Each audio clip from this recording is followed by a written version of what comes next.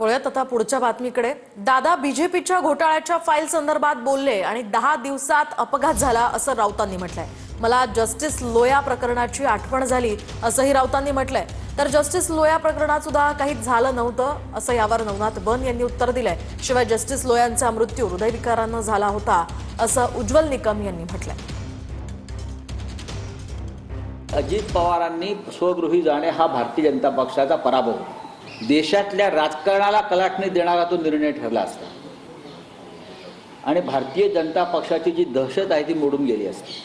अजित पवार मागे फिरले असते तर नंबर 1, अजित पवार जे वारंवार सांगत होते माझ्याकडे भारतीय जनता पक्षाच्या घोटाळ्याची फाईल आहे आणि मी उघड करीन, हे त्यांनी 15 जानेवारीला सांगितलं। हे त्यांनी 15 जानेवारीला सांगितलं आणि पुढल्या 10 दिवसामध्ये त्यांच्या विमानाचा अपघात होऊन त्यांचा मृत्यू झालेला आहे। हे रहस्यमय आहे। मला जस्टिस लोहियाची आठवण येते, त्या प्रकरणाची आठवण झाली।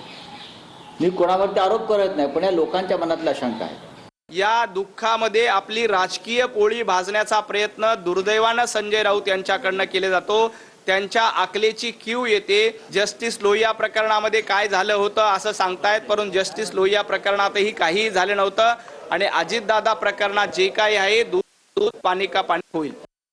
जस्टिस लोया हे एका लग्न समारंभासाठी नागपूरला गेले। त्यांच्या समवेत जे न्यायाधीश बरोबर होते ते जिल्हा सत्र न्यायाधीश यांच्याशी मी प्रत्यक्ष बोललेलो होतो। जस्टिस लोयांचा मृत्यू हा त्यांचा हृदयविकाराच्या आजारी झाला होता आणि अचानक त्यांना हार्ट अटॅक आल्याने तिथे मृत्यू पावला। परंतु दुर्दैवाने याचं देखील राजकीय भांडवल केलं जातं।